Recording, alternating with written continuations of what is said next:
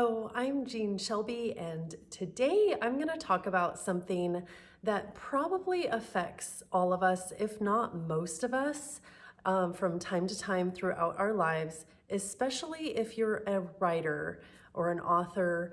You have more than likely felt this, and this is imposter syndrome.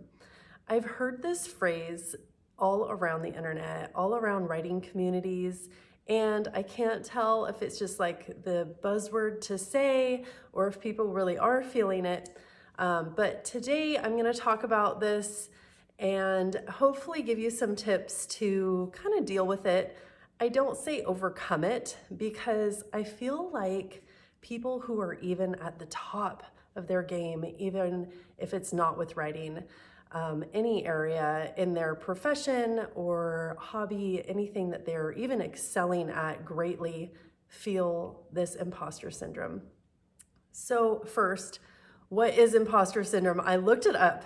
I really like this definition, and I'll read it to you. It's the condition of feeling anxious and not experiencing success internally, despite being higher performing in external objective ways. And it results in people feeling like a fraud or a phony, and kind of like, this is my brown hair, not gray. So what are some ways to deal with this, what I think of as a mental thorn? Like I said, this can be with writing or anything. So these are kind of general tips to help you basically move on, right? Because we want to keep going towards our goal and not let this stop us from moving forward. The first tip is to write more. And this sounds a little bit simple, but really, the more you do something, I tell my kids this all the time, the more you do something, the better you're going to get at it, obviously. So yesterday, my daughter, my youngest, Hannah, brought home a yo-yo that she bought. And she was doing some tricks. They had a yo-yo person at school doing walk the dog and all that stuff. And she was like, oh, I can't do this one. And I said, well, what do you do when you're not very good at something? And she said, I just keep trying. And she kind of said it in that voice because I've said it so many times, even around the home. And it's true. If you're a writer, keep writing. It's something that will get better over time, especially if you're obviously working at your craft and trying to get better. Number 2 is to learn more about writing.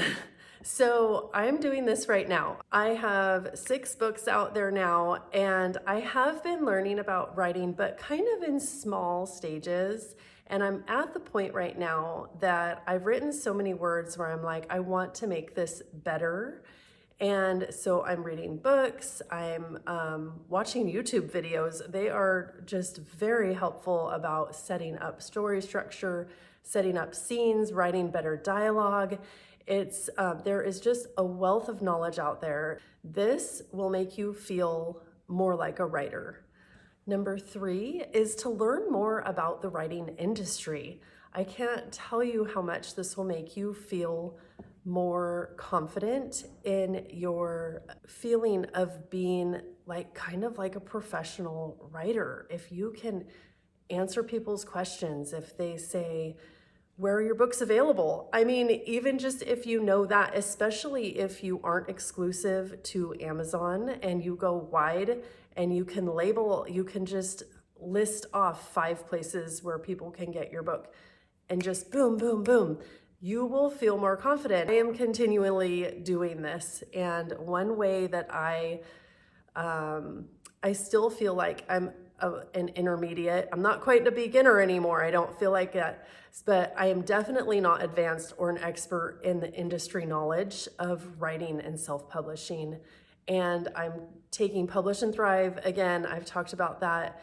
And this is my 3rd round. I am going to keep taking this class because Sarah Cannon puts this on, and you can buy it once and have lifetime access and take it as many times as you want. And I'm going to keep taking this class literally until I can explain it like Sarah does. And I am worlds away from that. I just got done with module 1. It doesn't start for a couple more weeks, but I wanted to get a jump start because I felt like I was at a good place.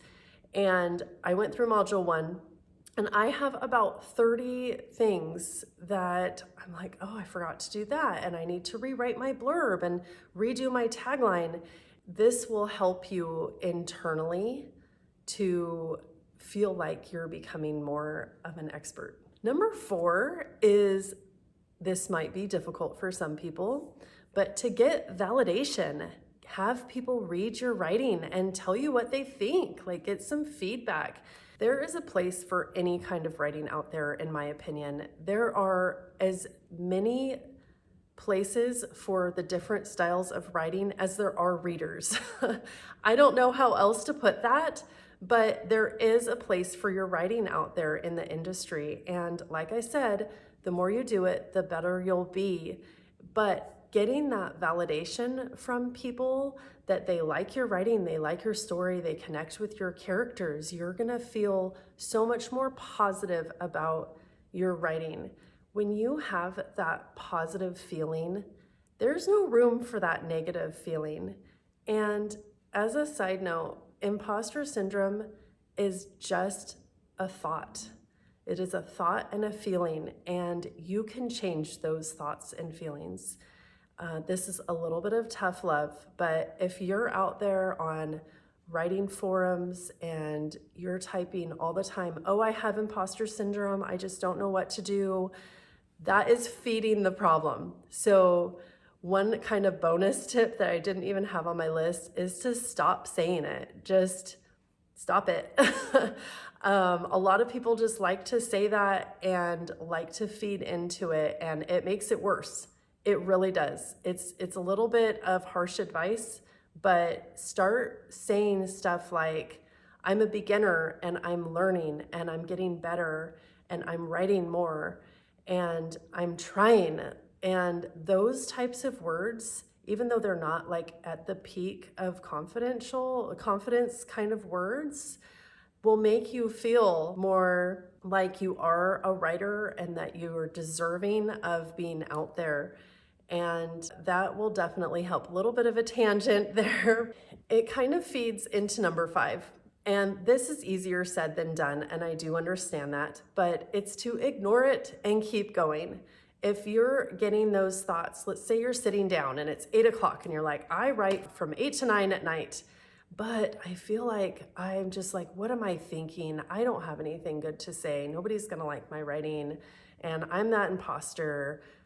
Keep going. If you find joy writing, then that's what you need to be doing. If you have a story to tell, if you have your characters that you really love and you want other people to love them also, keep going and try and focus on like the action and what you're doing. And like I said earlier, there's not gonna be enough room in your brain to go on that negative if you just keep moving forward and keep doing what you love.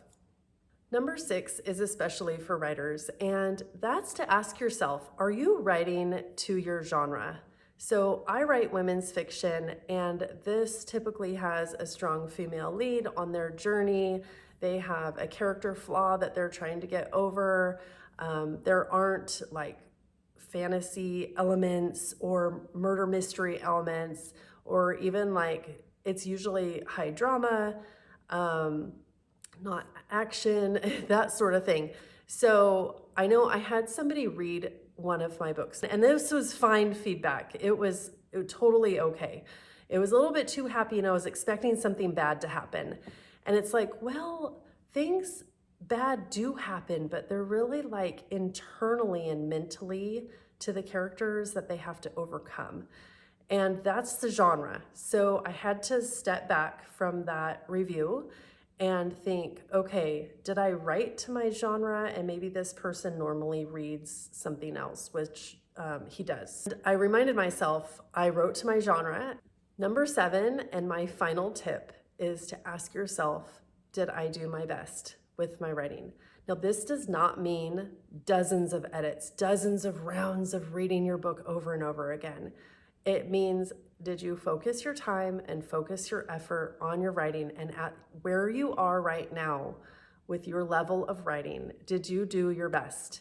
And if the answer is yes, and you put your heart into it, You didn't slave over it. It wasn't like 1 a.m. every day trying to struggle to get your manuscript out and get your book out there. That's not what I'm talking about. But did you try? Like I tell my kids, even if they don't get good grades and they tried, I'm okay with that. It's giving up that is not going to get you anywhere. So if you can answer yes and say, yes, I did, I tried, like with my next book. So my next book just came out, and I get to this point where I've read it for the last time. I've fixed all of the errors that I think I can fix, that I've hopefully found them all to make it the cleanest it can be. The character arcs are there, the story structure is there. I like it. Let's say I really like the book. And then a few days go by and a week goes by, and I get further away from that feeling, and the doubt starts to come in, and I think, what if people don't like it? What if I messed up on this part? What if it's not a strong enough story to keep people in? What if my hook wasn't very good? And what if my blurb really sucks? And it's just all those things that come in and really eat away at you until you cave and maybe read your book another time. And I'm not going to do that. I asked myself if I wrote to the genre, which I did, and did I try my best, which I absolutely did. And those two things put me on a different path and put me on that positive road to believe in myself more, believe in my writing, know that this book brought me another step to being a better writer. And all of those things will help you in your journey, because ultimately, I think the last thing I want to ask you, are you having a good time? And if you're not having a good time and your thoughts about this imposter syndrome are really eating away at you, you need to kind of take a step back and ask yourself, like, do I want to be miserable when I'm writing? And if it's no, which I know it's no, I know you want to have a good time, then just think, okay, I'm going to do this anyway, and I'm going to enjoy it. Okay, so I'm filming a different ending for this video on a different day because something about it's bothering me. I don't want to come across as insensitive and that I don't understand, and that you can just flip a switch and all of a sudden your imposter syndrome is gonna go away and you'll write blissfully and not have any worries. I hope that for you. I mean, it can if we want it to, but I'm hoping to just give you a few tips of how you can handle it, and hopefully just be like, no, I'm not going to worry about that today. I'm just going to move forward. But I absolutely understand, and I know how that feels to have that doubt in yourself, and that you're like, it's not good enough. I need to keep doing it, or I don't need to put this book out there or what you're working on, because I don't have the degree, or I don't have the background, or I'm not good enough to be putting my book out there. And I just wanted to say that, I mean, I'm filming this on a side street because my family's home and I'm afraid they're going to make fun of me, and I don't really want them to hear what I have to say. So I absolutely understand the imposter syndrome. So something that kind of goes along with this, I went to church today for the first time in a couple of years, and I went in there with butterflies.